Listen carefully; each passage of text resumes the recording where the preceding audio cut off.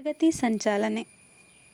ಓದು ಕರ್ನಾಟಕ ಕಾರ್ಯಕ್ರಮದಲ್ಲಿ ಕನ್ನಡ ತರಗತಿಯನ್ನು ಯಾವ ರೀತಿ ನಡೆಸುವುದೆಂದು ನೋಡೋಣ. ಮೊದಲನೆಯದಾಗಿ ಗುಂಪು ರಚನೆ. ತರಗತಿ ಪ್ರಾರಂಭಿಸುವ ಮೊದಲು ಎಲ್ಲ ಮಕ್ಕಳ ಪರೀಕ್ಷೆ ನಡೆಸುತ್ತೇವೆ. ಇದರಿಂದ ಬೇರೆ ಬೇರೆ ಮಟ್ಟದ ಮಕ್ಕಳ ಗುಂಪನ್ನು ನಿರ್ಮಿಸಲಾಗುತ್ತದೆ.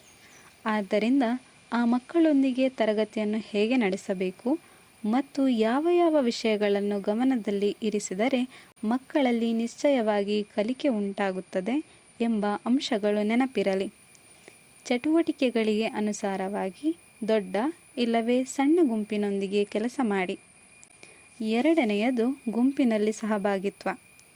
ಗುಂಪಿನ ಕಾರ್ಯ ಎಂದರೆ ಯಾವುದೇ ಕೆಲಸವನ್ನು ಮಾಡಲು ಮಕ್ಕಳು ಸಣ್ಣ ಸಣ್ಣ ಗುಂಪು ಮಾಡಿಕೊಂಡು ಆ ಕಾರ್ಯವನ್ನು ಕೇವಲ ಪೂರ್ಣಗೊಳಿಸುವುದಷ್ಟೇ ಅಲ್ಲ.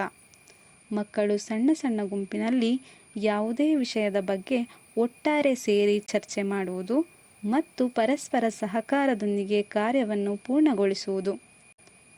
ಈ ಕಾರ್ಯವನ್ನು ಪೂರ್ಣಗೊಳಿಸುವುದರಲ್ಲಿ ಗುಂಪಿನ ಪ್ರತಿಯೊಬ್ಬರೂ ಕೇವಲ ಸಹಭಾಗಿಗಳು ಮಾತ್ರವಾಗಿರದೆ ಆ ಕಾರ್ಯವನ್ನು ಪೂರ್ಣಗೊಳಿಸುವುದರಲ್ಲಿ ಅವರ ಪಾತ್ರವೂ ಇದ್ದು ಅವರವರ ಕಾರ್ಯ ನಿಶ್ಚಿತವಾಗಬೇಕು. ಇದಿಷ್ಟು ಗುಂಪಿನ ಕಾರ್ಯ ಉದ್ದೇಶಗಳಾಗಿವೆ. ಬೇರೆ ಬೇರೆ ಚಟುವಟಿಕೆಗಳಲ್ಲಿ ಬೇರೆ ಬೇರೆ ಮಕ್ಕಳ ಜವಾಬ್ದಾರಿ ಇರಬೇಕು. ಅಲ್ಲದೆ ಈ ನಿರ್ಣಯ ಸ್ವತಃ ಅವರಿಂದಲೇ ಆಗಬೇಕು. ಆದ್ದರಿಂದ ಗುಂಪು ಕಾರ್ಯ ನಡೆಸುವಾಗ ಈ ಕೆಳಗಿನ ಅಂಶಗಳನ್ನು ಗಮನದಲ್ಲಿರಿಸಿಕೊಳ್ಳಿ. ಮೊದಲನೆಯದು, ಎಲ್ಲರ ಸಹಭಾಗಿತ್ವ ಇರಬೇಕು ಮತ್ತು ಕಾರ್ಯಗಳ ಹಂಚಿಕೆಯಾಗಬೇಕು. ಎರಡನೆಯದು, ಆಗಾಗ ಚಟುವಟಿಕೆಗಳಿಗೆ ಅನುಸಾರವಾಗಿ ಪ್ರತಿಯೊಬ್ಬರ ಜವಾಬ್ದಾರಿಯು ಬದಲಾಗುತ್ತಿರಬೇಕು. ಮೂರನೆಯದು, ಎಲ್ಲರ ಮಾತನ್ನು ಕೇಳುತ್ತಿರಬೇಕು. ಎಲ್ಲರಿಗೂ ಅವರವರ ಅಭಿಪ್ರಾಯ ವ್ಯಕ್ತಪಡಿಸಲು ಅವಕಾಶ ದೊರೆಯುವಂತಿರಬೇಕು.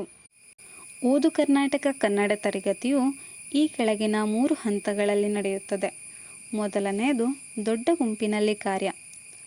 ಕೆಲವು ಕಾರ್ಯಗಳನ್ನು ಶಿಕ್ಷಕರು ದೊಡ್ಡ ಗುಂಪಿನಲ್ಲಿ ಕೈಗೊಳ್ಳಬೇಕು.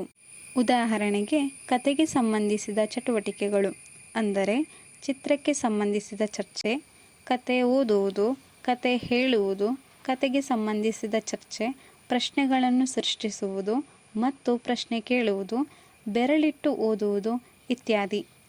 ಕಾಗುಣಿತಕ್ಕೆ ಸಂಬಂಧಿಸಿದಂತೆ ಚಾರ್ಟ್ ಓದುವುದು, ಮಧ್ಯೆ ಮಧ್ಯೆ ಓದುವುದು ಮತ್ತು ಕೇಳುವುದು. ಇವುಗಳನ್ನು ದೊಡ್ಡ ಗುಂಪಿನಲ್ಲಿ ಕೈಗೊಂಡರೆ ಮಕ್ಕಳಿಗೆ ಸಂಬಂಧಿತ ಅಂಶದ ಬಗ್ಗೆ ಸರಿಯಾದ ಅರಿವು ಉಂಟಾಗುತ್ತದೆ. ಎರಡನೇ ಹಂತ, ಸಣ್ಣ ಗುಂಪಿನಲ್ಲಿ ಕಾರ್ಯ. ದೊಡ್ಡ ಗುಂಪಿನಲ್ಲಿ ಮಾಡಲಾಗಿರುವ ಕಾರ್ಯವನ್ನು ಮಕ್ಕಳಿಗೆ ಸಣ್ಣ ಸಣ್ಣ ಗುಂಪಿನಲ್ಲಿ ಅಭ್ಯಾಸ ಮಾಡಿ ಎಂದು ಹೇಳಿ. ಗುಂಪಿನಲ್ಲಿ ಕಾರ್ಯ ನಡೆಯುವಾಗ ಎಲ್ಲ ಮಕ್ಕಳ ಸಹಭಾಗಿತ್ವ ಇರಬೇಕು.